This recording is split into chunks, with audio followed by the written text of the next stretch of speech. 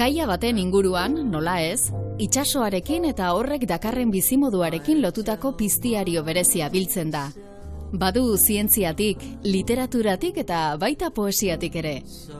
Donostiako akuariuma, museo ozeanografikoa den aldetik, horren guztiaren gordailua ere bada. Eta kasu honetan, Nerea Arrien idazlearen Zoonomia poesia liburuaren erakusleio da, zeinak Xabier Lete 6. poesia saridunaren piztiario pertsonala dakarren. Nerea, Zoonomia, poemez betetako liburua?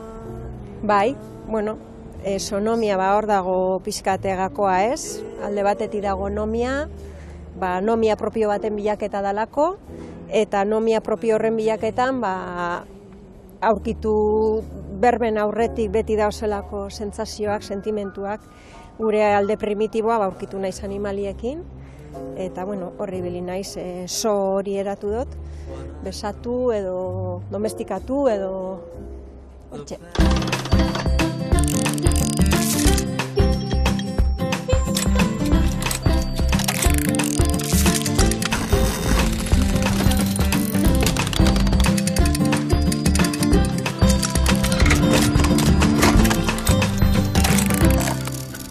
Eta nomia hori, Nerea, legeen multzo hori.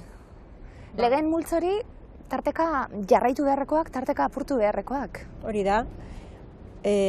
Zoonomia berez da liburu bat Erasmus Darwinena, eta hor, Erasmus Darwina proposatze ban lege organikoen multzo bat. Baina, zientziak beti asko mugatu du baita sinismenak ere, erlijioak egin duen bezala, zientziak ere eduki du hor eragin handia, eta, pizkat errebeldia edo olako atake errebelde batekin, nomenklatura binomiala, animali espeziak eta izendatzeko erabiltzen dana zientzietan, apurtu egin dut, eta neu nahi dut esen modura izendatu dutez, eta neu nahi doda nahi dut. Zientzia eta poesia uztartuko dugu, eta gainera bat ez ere, pentsatzeko arrazoi horiek emon, denetariko animaliak izango direlako, atal ezberdinetan eta barre zatituta, gero hitz egingo dugu horri buruz, baina purtsu bet hori ez da, propiotik, norberatik, zeuretik idatzitako lego poesiak? Hori ezinbestekoa izan da, norberaren gana bidaia bat, involuzio bat esango nuke, eta, klaro, liburua oso markatuta dago involuzio horregatik, ze norberaren emozionarioan eta dauden barbak atara dotez, eta, norberaren izaera pribatuaren inguruan dauden beste izaera kolektiboiek eta saiatu naz deseraikitzen, eta, oinarrizko horrekin geratzen. Xabier Lete 6. poesia saria eskuratu du, liburuak. Ze garrantzia dute, sariek?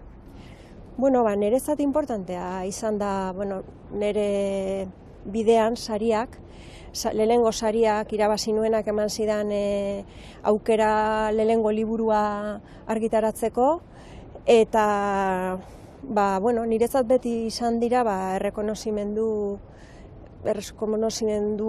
modu bat, eta letren lekutxontan irauteko modu bat, ez? Gonbidatuko dugu beste zure lagun bat, bera ere, idazlea artista polifazetikoa esango dugu, baina idazlea, poeta, eta gainera akuariumeko giro honetan, oso ondo datorkio gurekin egotea gaur bai, nor dator gurekin egotera? Iazki badator Pablo Casares, besteak beste laguna dut, eta lagunaz aparte, artista multifazetikoa edo anizkoitza da. Besteak beste poesia asko idatzi dau, bere baitan daukoz Quienes fuimos edo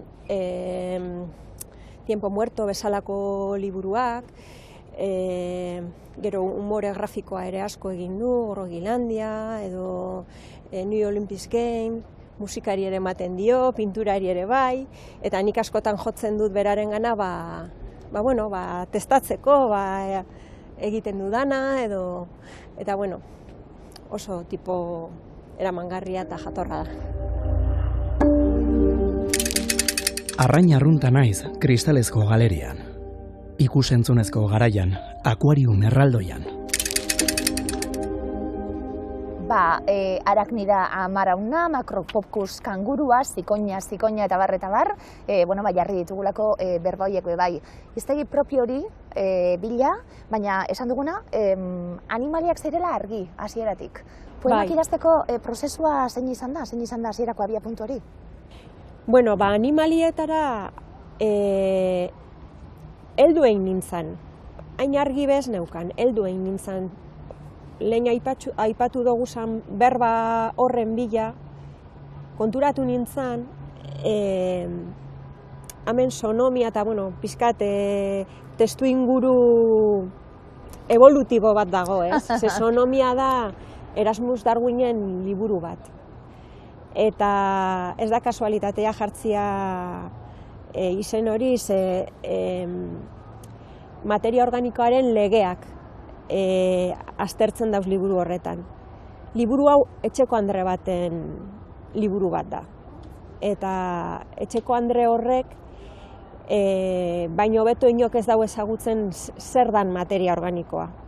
Alfombrazpiko kaka, fardelak, hautza, eta oso egokia iruditu jaten alde batetik sonomia izena. Baina beste alde batetik animalien bilaketa hori, edo aurkikuntza hori badator, ze berba horrek topatzeko aleginean konturatu nintzen, atzerazko evoluzio hortan,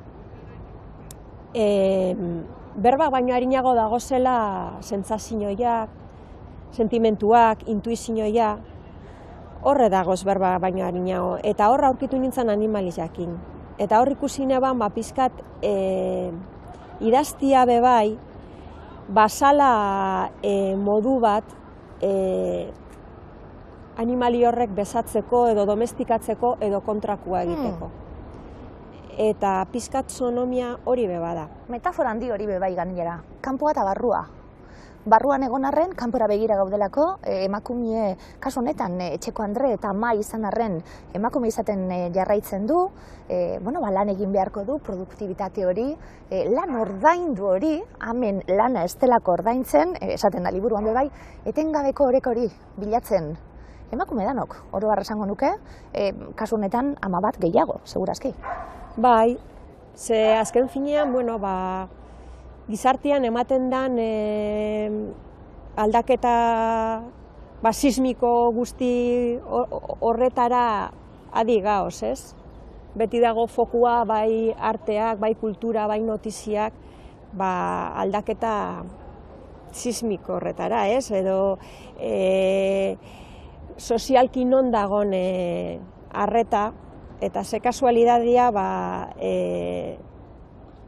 nik uste dut etxean gaudenok ez dugula merezi arreta hori, naiz eta abe handia garen eta sostengatzen ditugun gauza asko ordaindu barik, erdiskutuan, eta nik uste dut atera behar dugula.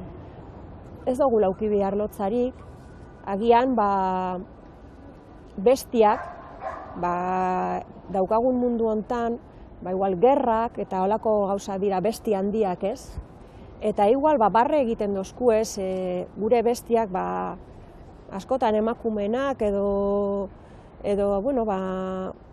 edurne zuriren txoritxuak eta moten dabelako, ez? Etxe aurrian agertzen jatzun untxitxoak edo txoritxoak. Fokua jartzea da, esango nuke, hasi garela fokua jartzen, egunerokotasun arrunta epikaren atzekoa, egunerokotasun arrunta epikaren aurrekoa momentu baten, hasi gara jartzen egunerokotasun horretan fokua, zuek sortzaile moduan bebai, guk irakurle moduan zamat eskertzen dugun, egunerokotasunean gertatzen dira gauza handienak bebai. Eta balantza horretan jartzen gerrak oso gauza handia dira, baina egunerokotasuneko keskak, zaintzak, maitasunak hori da bizitza be bai, Bai, egunerokotasunak hil dezake ere. Zu torturatzen zaituztenean eta tantaka ura ez dozu sentitzen buru gainean.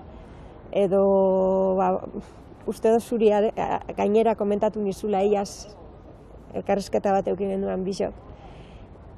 Zuzartzen badozu arrautza bat uretan, apurtu etxeotzo eskola, ez? Ura ez da igartzen, emoten dago elementu flexible bat, egunerokotasuna da pixkatori, ez? Baina, egunerokotasunean konturatzen zara gauza askorekin. Zelan doitzen zaren egunerokotasunera. Telebista biztute oso eta entzuten dozu gerrak eta olako gauzak eta kafe bat aldozu lasai hartu, negarriken barik, ez? Azkenian, bizirauten Mediterraneoan eta dabiltzan tragedia horietan, bizirauten dabiltzan biziraupena bera eta animali txiki baten loro batek berba egitea soetan bezala maila bereko espektakulo bihurtu dira. Eta nik uste dut hori hartu nahi nebala eta sonetan sartu maila bereko espektakulo direla gerra bat eta ama batek egunerokotasunean inor trascendentzia bako gauza bat dirudiena. Kaixo, proposamen birekin atortzue gaur, ona, bata epizentrua liburua da, Nerea Loyola Pikazak idatzitakoa, liburua hau 7 puinez osatutako narrazio bat da, eta narrazio horietan guztiak emakumeak dira. Emakume horiek erabaki batzuk hartu beharko dituzte eta horren arabera beraien bizitza eta egoera guztiak baldintzatuta egongo dira. Eta liburu hau irakurri ondoren, argi eta garbi nik uste dut Nereak utzi dozkule, zelan edozein bizitza arruntetan ere, arakatuta pizkatzo bat aurki dezakegula edozer gauza. Gainera, berak erabiltzen dituen deskribapenetan oso irudi errealak egiten dira. Bukatzeko, kontuan hartu behar dugu, ipuin bakoitzaren bukaera ez dagoela bukaerarik, orduan irakurleoren txanda da eta irakurleok egin beharreko lana da. Bigarren proposamena, Arantza Urreta Bizkaiaren kuaderno gorria litzateke, eta hemen Euskal Herrian gertatzen den bezala, daukagu gatazka politikoa, eta horretan apur bat protagonista eta bere inguruan dauden pertsonaiak ikusiko dugu zelan ondorio batzuk izango dituzten. Ama batek kontaktuan harremanetan jarri nahi du bere seme-alabekin eta horretarako mezulari baten bila joango da. Gainera, sentimenak ere asko lantzen dira liburu honetan, hori izango litzateke ardatza, eta bukatzeko Karakasen kokatuta dago gertaera gehiena, baina baita ere bertoko lekuak ikus ditzakegu. Besteak beste, Donostia eta Landak eta alako lekuak. Kontraesanen liburua da, dinot. Bai. Kontraesan horiek, baina esaten gabiltzena, emearen zoa ezberdina da. Claro, baina emea desiratu dezake, ama izan daiteke, enamoratuta egon daiteke. Claro, kume izan daiteke bai momentu baten, dana da, baina kontraesanak dakartza dana izatiek bai. Bai dana gara. Bai, horre badago Kirikinoaren poema bat, eta esaten dau Kirikinoak, era berean, besarkatzen zaituenean, arantzak sartzen dutzu zela, ez? Eta nik uste dut poemategi honen azpian badagola minimalismo bat. Ez do nahi hitz handiak edo ideia handiak erabili, zergaitzik Ze uste dudalako kontraesana nabarmendu nahi badot, askoz ere nabariago geratzen dela, base bat edo oinarri simple bat badauka, ez? Marmokarena adibidez, ura uretan, hor ikusten da pixkat sinpletasun horren gordinkeria, ez? Poema hortan adibidez agertzen da marmoka bat urez beteta, eta uraren barruan inbisiblea den hori, ez? Baina era berean horrek ze soinu abizala daukan, ze beldurra sortu dezake. Elefantearen pisu hori, ze poema ederra, esaten gabiltzena, gameluaren zama hori, zama eraman behar duelako, loroa, zer esan, emakumei buruz, zaldi basatiak izan gaitezkelako eta bar, badago hemen, klaro, asko, joku asko, esaten gabiltzena, gorputza dau asko, emakume gorputza dau. Bai, baina esango neban,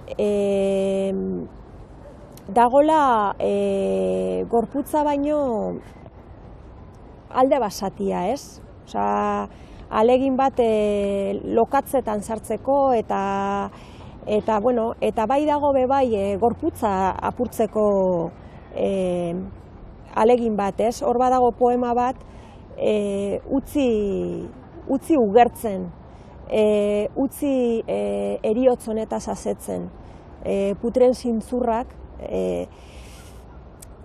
gorputza apurtzeko alegin bat da, ze azken finean gure gorputza noren begietatik dago ikusita, ez? Basan hor, helburu bat apurtzeko emakumea ama denak, esaten modura, utzi bakian, ez esan zer nazen, neuk esango dut, apurtuko dut dana eta barriz hasiko naz eraikitzen nire gorputza edo nire... Espazio propio hori, esaten gabiltzena, eta behar duguna, eta oso intimoa eta banakakoa izango dana. Konpartitzen ditugun arren, noski, marko horiek guztiak, baina norberak behar dituena, hizkuntza propio hori behar zenuena. Polita da edizio polita dalako. Azala politxe, horri bakoitzeko poema bakarra, gero utxune horiek irakurtzeko ederra dabe bai. Patxada horrekin hartzie poema liburu bet. Liburu polita, gordintasun horretan, maitasunari buruzari garelako, une oro be bai. Geure burua, izan ginena, izan nahi duguna, ametsak, galdutako ametsak, umeak, sortu duguna. Bai. Ez duguna sortu eta bidean geratu dana hori ere bagara, eta bar. Ederra da, maitasuna da, geu gara. Bai, azkenian liburua egituratuta da, lehen ez dut erantzun, baina atal ezberdinetan, desioa, ama, kumeak, pizkat kronologia bat eraikitzeko, eta pizkat denpora batean, hainbeste gauza sartu aldira zelako, ez? Baina maitasunetik idatzita badago be, maitasun hori zikindu nahi izan dut, ez? Baina behar dugu planteatu, ez da? Bidetik guaztelako, eta bide zuzenetik guaztelako, danok, gu ikusten egongo dienak, egunerokotasun horretan eta gure bizitzetan, baina tarteka behar dalako hau guztia. Irauli, barrutik bada baino ez bada be. Bai, bitu ninaz, super fan, eta kostako iat serie hobe bat ikustia, Mad Men seriea. Eta hor badago prota bat, nire ustez, egiten da bena seria sostengaz, Don Draper da protagonista, baina seria benetan sostengatzen du Betty Draperrek. Betty Draper da, 60ko hamarkadan, Estatu Batuetan, Madison Avenue, raskazieloetan eta horre eman San Frenesi horretan, emakumeak, lanera joan ziran, eta ez dakiz zer da. Eta fokua hor dago, literatura Ipar Amerikarrean, ez? Baina, serie honetan, gidoilariak, ez daki bere izena, jartzen dau fokua emakume hontan, ez dana etxe horratzetara igotzen, eta geratzen da bere etxian, bere kadilakakin, bere umiakin, eta zelan apurtzen da estereotipoa, ez bakarrik emakume bat zer den edo zer ez den izan beharrez, nik hori nahi neban pizkat, ez? Badakit atzetik egon dira zela horretan saiatu direnak, eta asko izan dira ere idazleak gizonak izan direnak. Adibidez, Años Luzen, badago hor emakume potente bat Nedra, edo Revolutionary Roaden Apriles, badago literatura zentzu horretan. Baina nik uste dut bakoitzak aukeratu behar da bela ze emakumetaz idatzi behar da den. Ez da lagun behar begira eskinetara, zer esaten den emakume batez, zer ez den esaten, nola lotu hau, bakoitzak aukeratu behar dau, eta nik hori nahi neban sonomian, neuk esan, neu naizen emakumeaz, neu naizen amaz, eta neu kontatu nahi neban hitzak ipini, ez fokua dagoen lekuan, ez, non egon behar duen orain emakume batek, agian fokua beste leku batean dago, 60ko hamarkada hortan, raskazielo hortako frenesian zegoen bezala, agian fokua beste leku batean dago, baina nik ez do nahi hortik idatzi baizik eta neure fokutik, ez? Zertaz ari garen, maitasunaz ari garenean, Raymond Carverrena.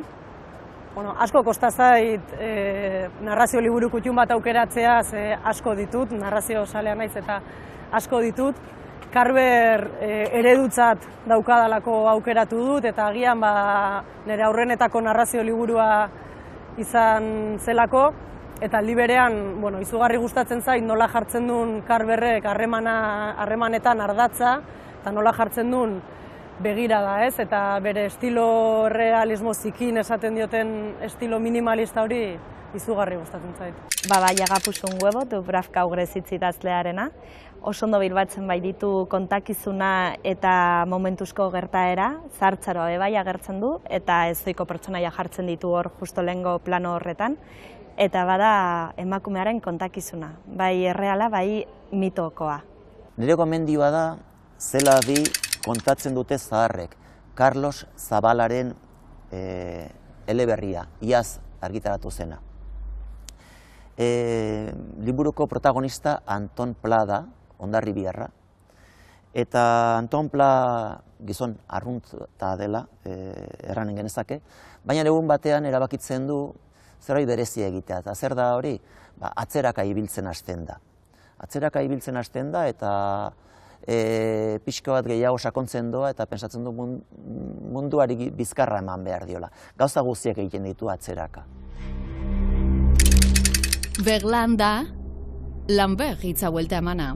Frantsesez egiten duten hitz joko bata. Silaben ordena mugitu egiten da, eta hitzen forma aldatu. Beste animalia bat gehituko zaigu, elkarrizketara. Pablo, poeten arteko, zuen arteko hizketaldiak zemuzkoak izaten dien, Nerea? Bueno, kontako neutzun, Pablo? Normalean, eguneko gauzak hitz egiten ditugu, ez pentsa gaudela beti poesia edo horietako gauzetaz hitz egiten, Ez, baina Pablo badauko punto olako genialidade punto bat edozetan, berbetan bebai, eta humorian ez dutzu kontaten. Idazle bebai, Pablo, filosofoa, ikasketaz... Filosofia ikasitakoa. Filosofia. Filosofo beste gauza izango. Hori bebai, baina filosofia ikasi duenak filosofotik izango du bebai. Filosofotik danok daukagu, liburu honetan badugu. Filosofiatik bebai, Nerea, esango dugu. ez dakipa. Bakoitzaren filosofia, horiek egunerokoaren filosofia, esaten gabiltzena. Eta akuariumen lanien? Bai, orain dela ja... Museologoa, akuariumean. Bueno, bai, hitz horrela oso pomposa da. A priori oso lan ederra ematen du horrek. Bai, bueno, museoan edo eramaten dute denboraldiko erakusketak, hezkuntza eta divulgazio departamentoaren koordinatzailea. Eta, bueno, gutxi gara lanean, eta, bueno, egiten dugu pixka denetatikan, osake... Inspiragarria izango da likidotasun hori, nereak behasko daki horreri buruz, likidotasun honetan metafora handi moduan, gure gizartearen metafora handi moduan, zure aurreko liburuan behargi geratzen zen narrazio ipuin horietan. Ipuin bat berak inspiratuta dago gainera. Akuariumeko langilearena? Bai, bera arraintxo bat ekarri zioten, eta esan zidan aizu nerea, hemen daukazu ipuin baten hasiera. Bai. Eta holen izan zan zilarra arraina, bai. Ze hore? Oso ipuin polita da gainera. Bai, hala da, bai, egila. Likidotasun horretan inspiragarria izango dana, segurazki, idazle bat entzate arrainik eta Bueno, ikustia? ikusten itxasoa berez ez da betidanik, ez? Ja, desde Odisea Homero idatzitako liburuaren gatikan, ja, itxasoa izan da iturri bat, ez? Literaturarentzako eta artearentzako, ez? Non geratzen da poesia? Zurrunbil honetan, azkartasun honetan? Poesia orokorren esaten duzu, nik uste, azkenean da, ispilu bat, ez? Biziten munduan baita ere ispilua izan laike, edo ez? Edo hortik kanpo egiteko proposamen bat ere. Zeri buruzko poemak izaten dira zureak, Pablo, zein da inspirazio iturri idazterako momentuan? Nire zen bada, Oskar, 6-7 liburu argitaratutak, eta egia da lehenengo argitaratunen plaket bat, etzan dana poesia argotan dela liburu txikitxo batzuk. Eta hor bait, liburu horretan eta gero hurrengoan, Fingirek estoi de paso, ibai daukat niri gustatzen zitzaidan idazleen influenzia izugarri bat, ez? Baina gero bai hurrengo liburutan, saiatu nintzen nire ahots propioa bilatzen, eta bai dira poema motzak, minimalistak, gaurkotasunari buruz hitz egiten dutenak, eta azken finean literatura guztia hitz egiten duenaz, ez? Modioa, heriotzaren itzala, kontraesanak, en fin, betikoak, ez? Kontu universal horiek hitz egiten egon garelako, nerea eta biok noski, liburuari buruz, besan dakue, maitasun hori, hitz propioak zeuk besanzu, bakoitzak nahi dugu, euki ez da, zelan adierazi jendearen aurrien eta bar, non geratzen da, emakumei buruz berbetan egon gara, emakume gorputzei buruz eta bar, non geratzen da, gizonaren ikuspegia honetan, irakurle moduan, esate baterako? Oso interesgarria, ez? Azken finean, egia da, beti bezala edo arte munduan edo literaturan ere, ikuspuntu hori igual ez dugu eukiaen eskuragarri, ezta? Eta orain, nerea bezalako idazlei esker, eta ikuspuntu hori, ez dezaten berreskuratu edo behintzat ikusi, ez? Zabaldu, ez da ikuspegi hori. Zabaldu eta egia da, baita ere emakumen rolak orain agian igual ari gara baita ere murrizten modu batean, ez? Eta orduan horrelako poemak irakurtzea, nik uste zabaltasun bat ematen dio emakumearen figurari, ez? Josu Goiko da, Josu Goikoetxea Gezuraga, 58 urteko gernikarra, Bilbon bizi dena, kulturzalea, irakurzalea, gurasoa, eta noizean behin idazten duena. Bueno, serio, zer luzean negu hau idatzi nuen behin Zurian Beltz poema batean, eta bertsolerre hori izan zen, gero liburuari izenburua eman ziona. Garai konplejoa izan zen, goibela kanpotik, goibela barrutik, baina bukatu zen, amaiera bat izan zen, eta hasiera bat ere bai. Hau Twitterren irakurri duzue. Niretzat liburuak gauza handiak dira, eta, zure ideia bat, buruan zeneukan ideia bat, papelean imprimatuta ikustea gauza handia da niretzat. Eta, azkena izan da Mia Marteko robota, Juan Roller marrazkilariarekin atera dudan liburutxu bat, umeentzat, eta ilusio handiak dit. Poema bat baino, nire gustatzen zait kopla zar bat, Manuel Burtsaile, pelotari eta bertsolari oihartzuarrak idatzitako bat, eta halaxe dio. Zer uste zenun zala enamoratzia, silan eseri eta gitarra jotzia. Marmarra, kafe gura, ea zer dagoen Twitterren, banoa lanera.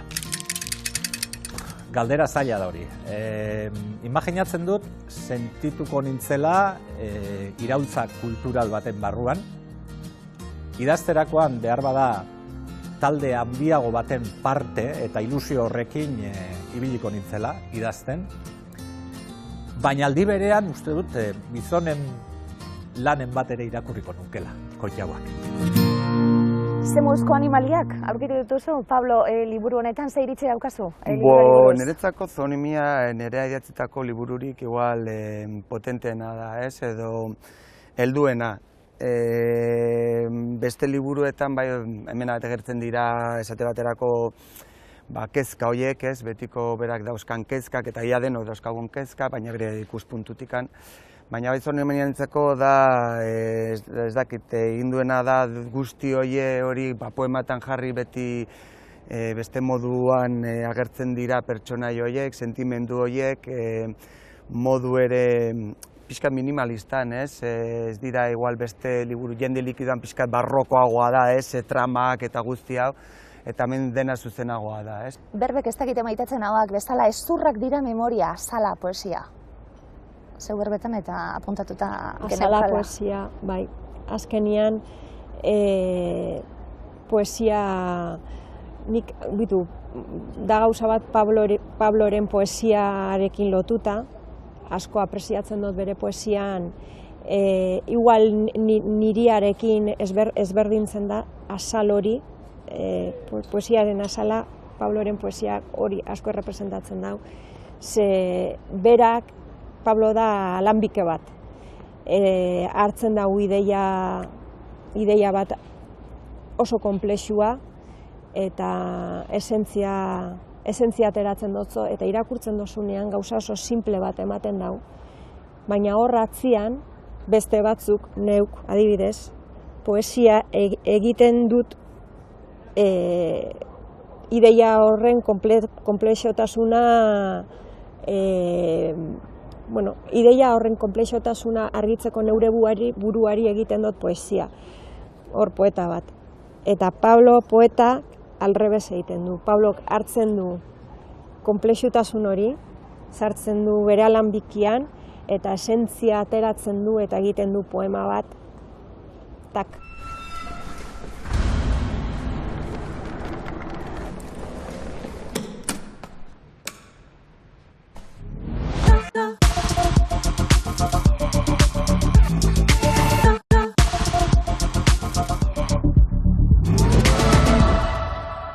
Idazten zaudenean, esaten, bi poeta izan demen? Norentzat idazten da? Esaten zabiltzielako, geure hizkuntza propioan, neuretik, esateko... Poesia da... Baina baten bati, nonontzat da, gizartaren zata? Zuretzako. Nire kasuan, eta nik uste gehien bat, zuretzako, gure egoa era oso ondia, ez idazlena, denona, Eta gara gu eta hortik ateratzea oso zaila da, eta poesian, ez dakit, beste batentzako basaude pentsatzen, nik ez dut uste hori zentzuri daukanik, nik uste zuretzako, zure kezkak edo nahi desuna horra agertu behar dira, ez? Eta hortik aurrera, gero bakoitzak irakurriko ditu eta bere ganatuko ditu, baina nik uste zuretzako idazten dezula, bai ala bai. Ni ados nago Pablokin. Hor esaten dabe idazle bat izateko irakurlea kontutan eduki behar dozula, bestea. Ni ez dakit hori zein puntutaraino. Irakurlea baino esango nuke idazten dozunean konplize bat bilatzen dozula. Konplize bat lagunduko dotzuna lagun invisible baten modura edo ez. Baina ez dut uste inorentzat idatzi behar dozunik. Nik behintzat ere zeuk esaten dozun bozala. Neuretzat idazten dut eta konplize horrentzat. Festa klandestino baten biharamunean, neska gazte bat erailda agertuko da. Horrek, herrira zurrumurruen zarata eta mendekuaren arra ekarriko ditu. gazteei zuzendutako misteriozko novela. Poesia eta gai ilunak elkarlotzeko joeraren aurka, Aritz Gorrotxategik bere ulerkiak bizipozaren aldarri bihurtu ditu. Poza tristura bezain sakratua izatearen ustetik, liburu honek udara eta itsasoa ditu abiapuntu. 27ko belaunaldiko narratzaile bikaina, bere garaikideen aldean ahaztua. Luisa Carnesek emakumeak erdigunean zituen istorioak ontzen zituen. Orain, bere ahotsa euskaraz gozatzeko aukera dugu. Idaztean, hitzen bilagoa zenean, idazlea edo idazten daben edonor konturatzen da, berben aurretik edo hitzen aurretik, badago zela lehenago entzumena, osaimena, ikusmena, ikumena, zentzua, intuizioa alegia. Gure animalizenarekin bat egiten diguten gauza horiek. Horregatik, idazlea berehala konturatzen da, badela era berean.